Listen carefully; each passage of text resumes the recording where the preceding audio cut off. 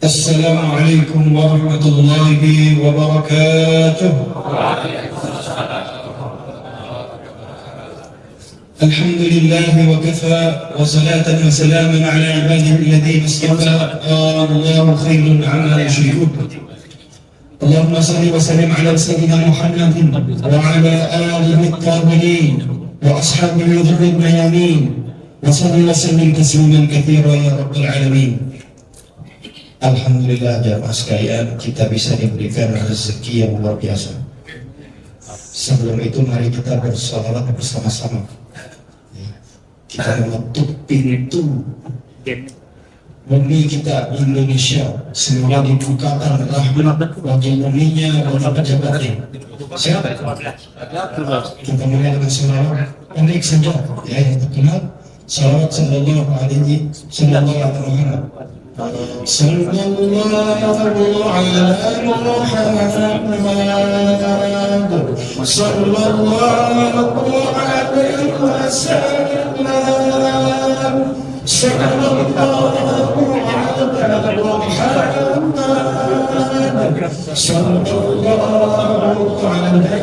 sallallahu alaihi wasallam. Nah, tadi saya ada masalah karena sudah ada penghubung kita kan, tapi kalau kelamaan kita semua. Jamaah sekalian yang dirahmati Allah SWT, jadi kalau secara logika ya, harusnya yang negara itu paling banyak orang berimannya yang beriman kepada Allah Subhanahu Wa Taala, harusnya dia adalah negara yang paling sejahtera. Kenapa? Karena diisi oleh orang-orang yang beriman kepada Allah Subhanahu Wa Taala. Kurang. Masuk tidak. Berarti apakah ada yang salah dengan cinta Allah SWT? Tentu tidak. Dan makanya dalam bahasa manusia yang dinamakan cobaan itu adalah sesuatu yang tidak mengenakan menimpa yang koyak. Tetapi dalam bahasa gimana dan Allah SWT apa? وَلَنَبْلُوَنَّكُمْ بِشَيْءٍ مِّنَ الْخَوْفِ وَالْجُوعِ وَنَقْصٍ مِّنَ الْأَمْوَالِ وَالْأَنفُسِ وَالثَّمَرَاتِ. Pasti akan memberikan cobaan. Itu kata Allah. Makanya seluruh manusia itu pasti ada cobaan. Bayi saja dia yang lahir itu pasti menangis. Ya tidak? Pasti. Bapak-bapak sekalian kalau punya anak atau punya nangis siapa yang bilang gitu? Ditubing sampai nangis. Nah, kata Allah Taala bahwasanya kamu akan memberikan cobaan manusia. Orang-orang yang beriman, orang-orang yang sholat, orang-orang yang muslim akan diberikan cobaan. Berarti apa? Cobaan itu adalah kasih sayang khusus dari Allah Subhanahu Wa Taala. Makanya ayat ini belum selesai, masih berlanjut. Diakhiri dengan wabashiris sabirin, dan berilah kabar gembira untuk orang-orang yang sabar. Jadi orang kalau sudah beriman kemudian dia sabar, itu akan dinaikkan derajat oleh Allah Subhanahu Wa Taala menjadi makan kesembilan. Maka ada namanya keimanan yang tumbuh dalam sejadah yang lain, dan ada keimanan yang tumbuh dari perjuangan dan berperang dari Allah SWT kepada seorang hamba. Nah, saya ini naik kepada as-sabirin. Nah, ini yang harus kita berikan secara jelas kepada seluruh masyarakat. Jadi hal yang kita bawa oleh kaum muslimin harus bawa yang positif. Bahwasanya musibah kali ini itu adalah peluang. Dan alhamdulillah ini insya Allah semoga peluang negeri kita menjadi negeri yang lebih baik. Karena begini, kalau ada yang bilang akan musibah itu adalah takdir dari Allah Taala. Korban terakhir itu yang meninggal sekitar 500, mungkin sekarang lebih. Yang bilang itu berbeda. Fasilitas rumah sakit, tempat-tempat vital itu yang hancur kalau ditakar dengan uang sangat besar sekali.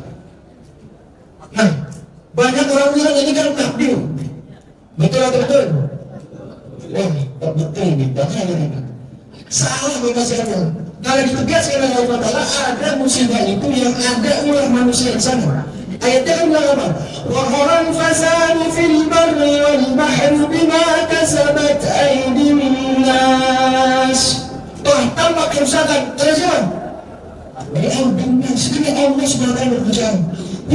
itu harusnya membawa berkah. Allahumma shayyiban nafi'a, Allah hujan yang bermanfaat, hujan yang bagus. Tetapi hujan yang turun di Sumatera itu turun bukan membawa rahmat, tapi membawa gelondongan kayu yang membunuh orang dan melantarkan rumah. Maka sudah benar, semakin menambah keimanan kita kepada Allah SWT bahwasannya ada musibah yang diupayakan oleh manusia. Maka ini menjadi momen kami semua, kita harus salut Bapak-Bapak sekalian. Seluruh umat Islam menyerukan yang pertama bertawakal penuh kepada Allah Subhanahu wa taala. Yang kedua, taubatan nasuha 5000%. Masyarakatnya termasuk pejabat. Jujurlah Anda di hadapan Allah Subhanahu wa taala. Jujur, seluruh orang, seluruh pihak yang ada andil terhadap musibah ini hendaklah kembali kepada Allah Subhanahu wa taala. Anda masih hidup, Allah masih berikan waktu. Waktu ini akan menjadi bumerang bagi Anda. Apakah Anda terus mengakui dan lebih dekat dengan iblis atau kembali kepada Allah? Insya Allah kalau pejabat itu bertaubat di masa ini tidak ada terlambat, maka akan Allah masukkan ke dalam golongan yaitu ahbabullah, kekasih-kekasih Allah, karena mereka bertaubat. Kami siap akan menjalankan syariat Islam dalam mengelola perhutanan, semua milik rakyat. Para pengusaha yang telah membeli hak-hak segelintir akan kami tindak. Ya Allah, dosaku banyak, aku menyuap, aku menzalimi, tapi di akhir hidupku ini saksikanlah aku berikan ini untuk di hadapan. Wah, itu Bapak sekalian. Kira-kira pejabat ini diampuni Allah atau tidak? Diampuni oleh Allah. Bahkan kalau kita lihat akan diberikan kebahagiaan di dunia. Dengan apa? Dicintai oleh rakyatnya. Ketika oleh penguasa yang zalim tetap disikat, maka akan dibela. Dan pengadilan rakyat, pengadilan netizen terbukti berapa banyak pejabat yang tidak dibela oleh pembuatannya tetapi dibela oleh rakyat. Banyak sekali Pak. Tidak bisa dilawan, bahkan tidak mengeluarkan uang, tapi dibela dengan itulah yang dinamakan pertolongan secara konkret di bumi ini, di dunia ini oleh Allah SWT. Maka oleh karena itu kita menyerukan semua seluruh umat Islam menginginkan agar syariat mengelola negara sesuai dengan kata Rasul, hutan untuk rakyat. Tidak boleh mengelola rakyat atas asas keuntungan. Mengelola rakyat harus untuk dasar menjadikan mereka terpenuhi kebutuhan. Makanya kita bisa lihat pada zaman Rasulullah SAW beliau menyediakan at-ta'lim, pendidikan gratis, kesehatan gratis.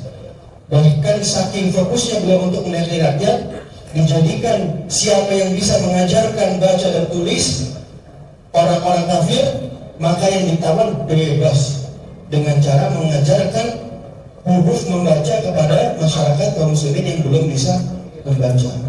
Kira-kira ketika syariat Islam ini diterapkan di Indonesia, sejahtera atau sejahtera? Sejahtera atau sejahtera?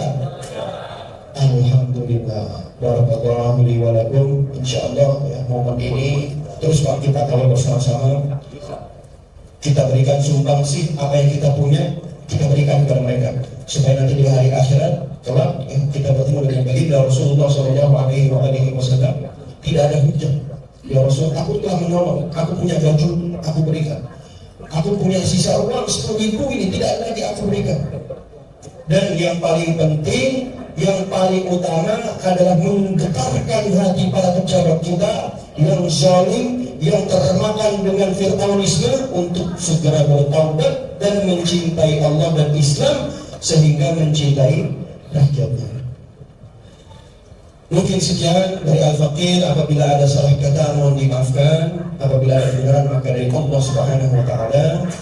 Bila taufiq wal hidayah. Wassalamualaikum warahmatullahi wabarakatuh.